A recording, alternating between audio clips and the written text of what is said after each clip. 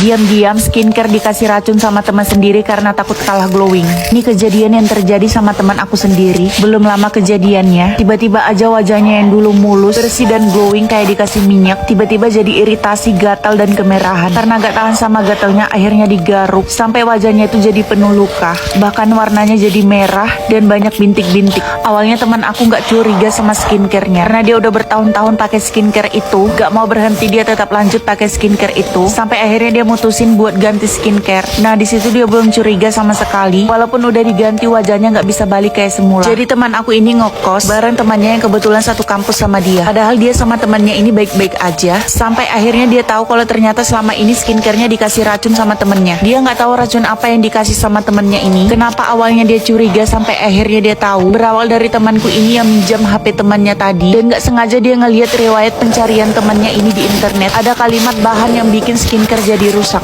dan bikin wajah jadi hancur. Di situ dia mulai curiga kenapa temannya sampai cari cara buat ngancurin skincare. Dia masih berusaha berpikir positif sampai akhirnya temannya tadi kedatangan temannya yang lain yang main ke kosan mereka. Ternyata temannya ini kaget ngelihat wajah temanku karena sebelumnya mereka pernah ketemu dan wajah temanku ini masih mulus. Akhirnya temanku ini ngejelasin ke dia kalau wajahnya rusak. Mungkin karena akhir-akhir ini dia udah sering ganti skincare. Walaupun sebelum ganti-ganti skincare sebenarnya udah rusak. Nah di situ temannya ini tiba-tiba keceplosan. Mungkin karena dia nggak tahu apa-apa. Akhirnya dia bilang ke temannya tadi, kenapa kamu susah payah cari cara buat bikin skincare jadi ngerusak wajah? Padahal udah ada contohnya temannya sendiri yang udah hancur wajahnya gara-gara ganti-ganti skincare. Di situ dia kaget banget karena temannya keceplosan. Akhirnya dia ngalihin pembicaraan. Tapi teman aku ini masih kepikiran, kenapa temannya yang satu ini pengen banget tahu cara ngancurin skincare sampai cari tahu di internet dan nanya sama temannya yang tadi. Gak tahu kenapa tiba-tiba dia berpikir cepat. Mungkin aja ada sesuatu di skincare dia yang dimasukin sama temennya sampai bikin wajahnya jadi kayak gitu. Tapi dia nggak mau asal gegabah sampai akhirnya dia mutusin buat bawa skincare-nya tadi ke lab dan ternyata bener banget banyak banget kandungan yang berbahaya. Aku lupa namanya apa dan gak dikasih tahu sama temanku juga. Nah di situ dia belum langsung tanya ke temanku tadi. Dia langsung pura-pura minjam HP temanku tadi sampai ngecek aplikasi Allshop-nya. Bener aja temannya itu pesan bahan yang berbahaya buat skincare-nya tadi di aplikasi Allshop-nya. Di situ dia langsung murka dan marah banget, minta temannya ini ngaku atau dilaporin ke polis. Akhirnya dia ngaku dan mohon-mohon minta maaf sambil nangis-nangis bilang kalau dia hilap. Akhirnya dia jujur kalau ternyata selama ini dia nggak suka ngelihat temanku yang pakai skincare aja nggak pernah gagal wajahnya, sementara dia mau pakai skincare yang mahal sekalipun wajahnya nggak bisa glowing. Kesalnya di situ teman aku luluh hatinya sampai akhirnya mereka damai dan temanku ini mutusin buat pindah kosan. Tapi dia selalu minta aku hati-hati buat jaga skincare dan alat-alat makeup, jangan sampai disentuh orang lain yang nggak bisa dipercaya karena takutnya bisa dimasukin bahan-bahan yang aneh. Tapi aku sih nggak pernah takut karena wajahku juga nggak pernah glowing. Jadi menurutku nggak bakalan ada yang iri, apalagi sampai masukin bahan-bahan yang aneh kayak tadi. Dan semenjak kejadian itu, teman aku balik ke skincare-nya yang semula, tapi wajahnya belum bisa balik lagi. Mungkin masih butuh proses biar balik lagi jadi glowing.